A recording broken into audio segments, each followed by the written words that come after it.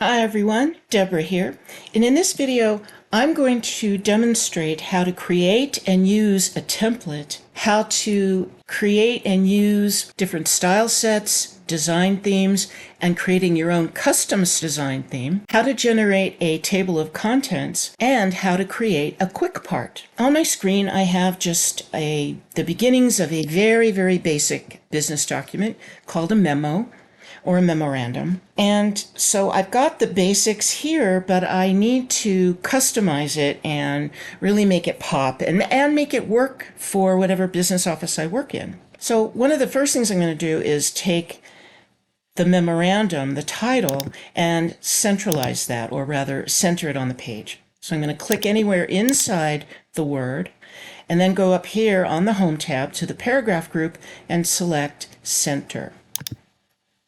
Okay. Next, what I want to do is create some spacing between this text and where the actual text is going to go that becomes plugged in later. So after the date, I'm going to press the Tab key a couple of times. And that's where I'm going to set it up so that every time I use this template, it will automatically put in the current date. So first I'm going to go to the Insert tab. And then over here on the right-hand side in the text group, I'm going to select date and time. So for the date, I have lots of different formats I can choose from. And so I'm just going to pick the most common one. But before I click OK, I need to make sure that there's a check mark here where it says update automatically. That means that whenever I use this template, the date that it will display will always be the current date, whatever day it is, the day I'm writing it. So now I'm going to click OK, and there it is. If I click directly on the date, notice that it looks kind of weird. It's got this framework around it and the word update up here. This just indicates to me that this is a field.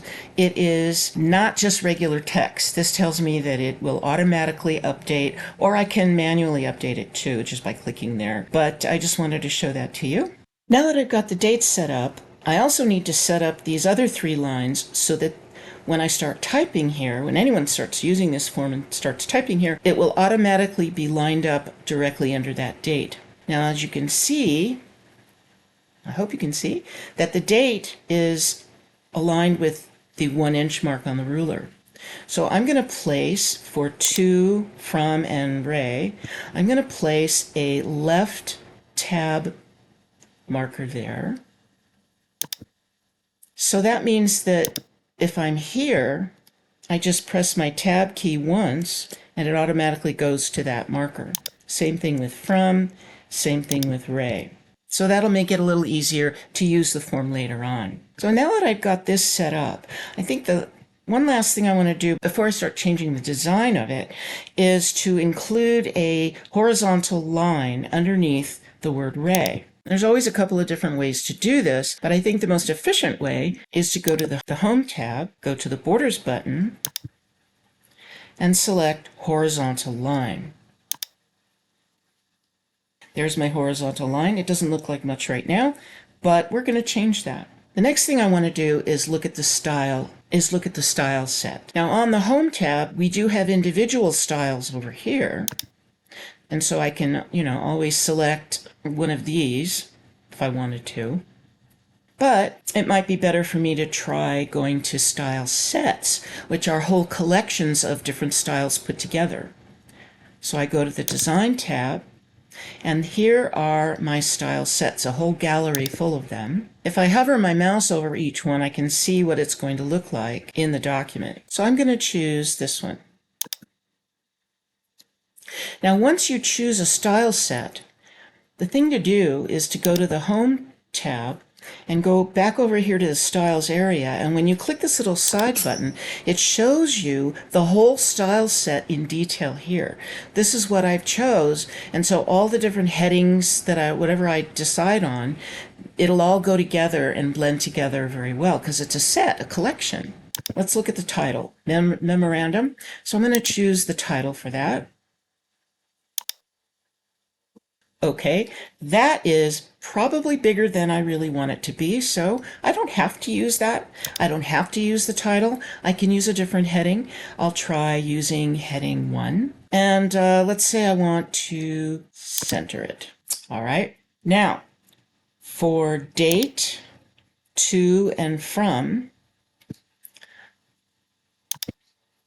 I'm probably going to use this, the subtitle.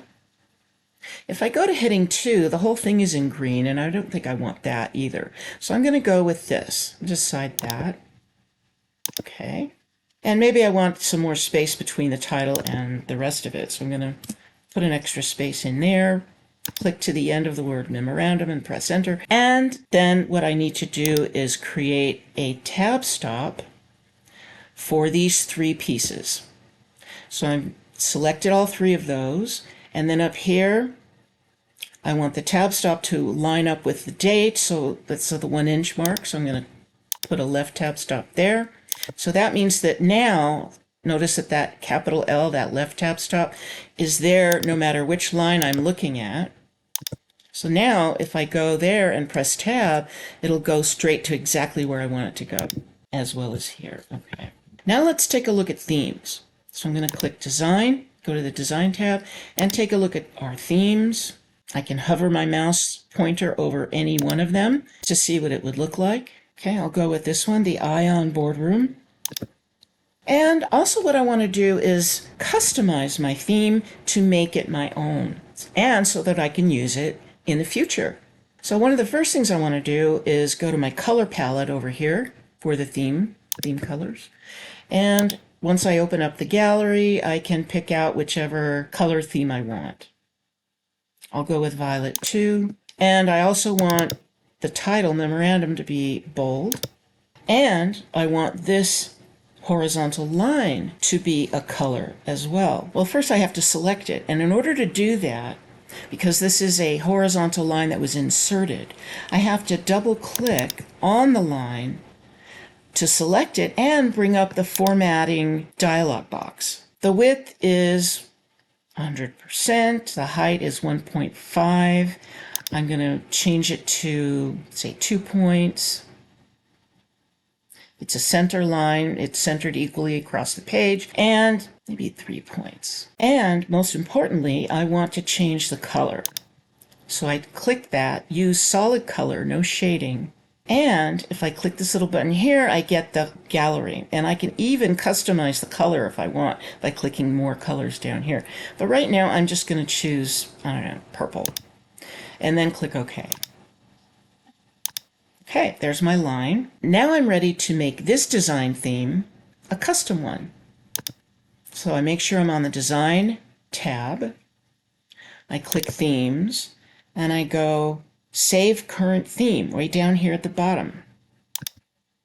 Now, what you have to do when this comes up, you've got to leave it where it's putting it, because otherwise, when you try to use this in the future, Word will not be able to find it. You won't be able to find it. You're not going to remember where it was. So leave it alone. Let it be wherever it's going to go, because in the future it'll be a lot easier to find, and I'll show you how that works. First, let's give this new custom theme a name. I'm just going to call it Deborah's Theme. And click Save. Now, look at my Themes button over here. If I click that, there it is. In fact, I had 2 other custom themes that I had made at other times in the past too. But this is my custom theme. See, if I hover my mouse and leave it over it, it'll pop out the name. It'll pop out the name, Deborah's Theme. And it's under the custom category.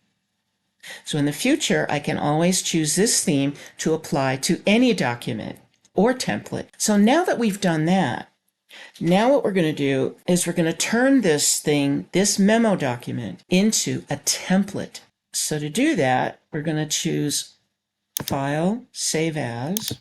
And before anything else, we need to come up here to the type of document this is. Even before you put a name here, you've got to choose the correct type. So you click to bring open the list. And what we're going to do is choose Word template.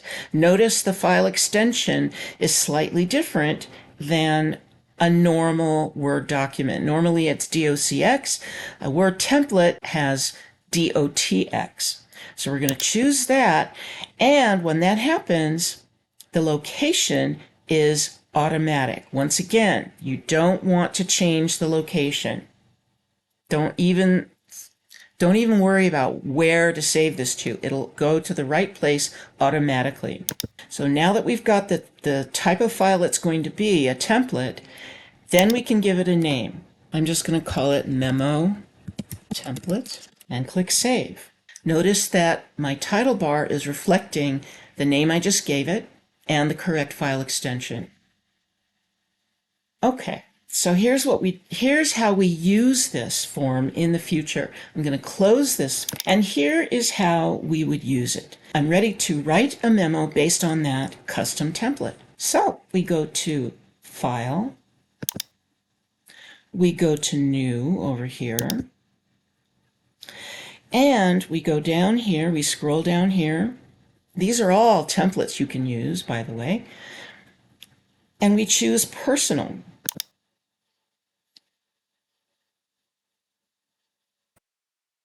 And we scroll until we find the template we're looking for. And there it is, Memo Template. That's the name I gave it.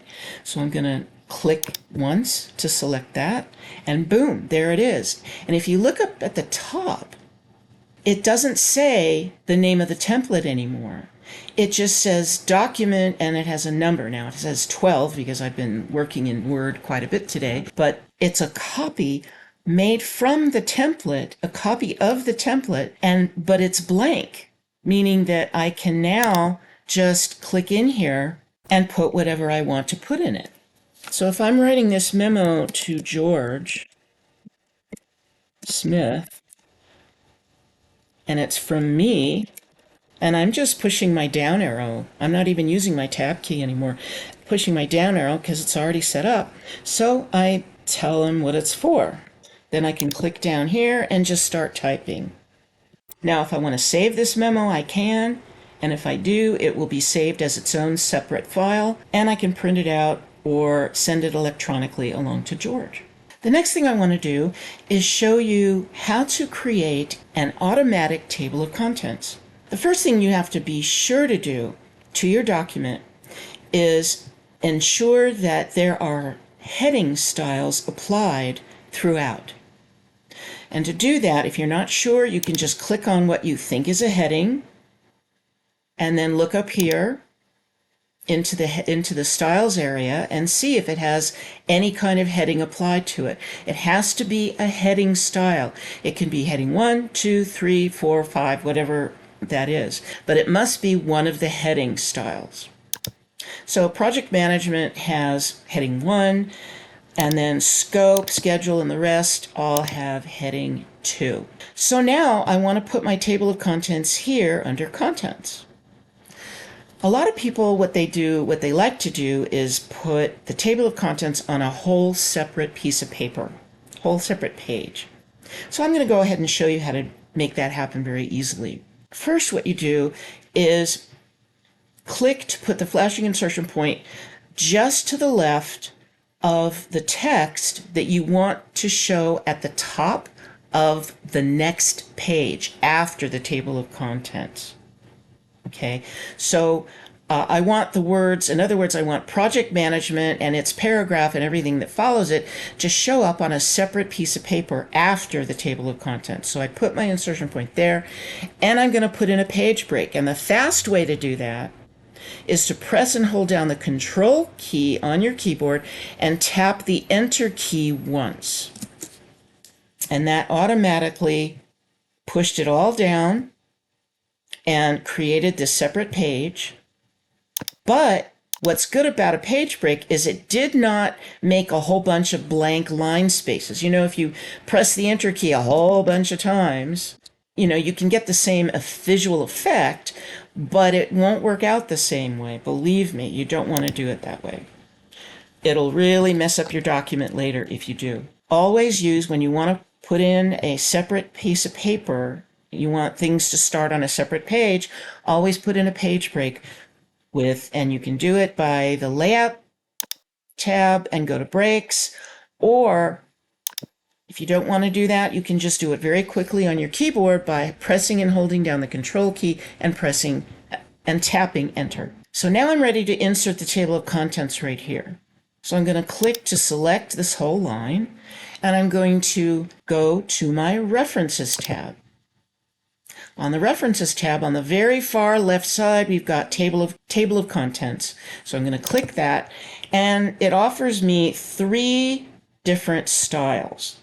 Automatic Table 1, 2, or a manual table, which frankly I've never used and don't intend to because I like automation. It makes my life a lot easier and faster.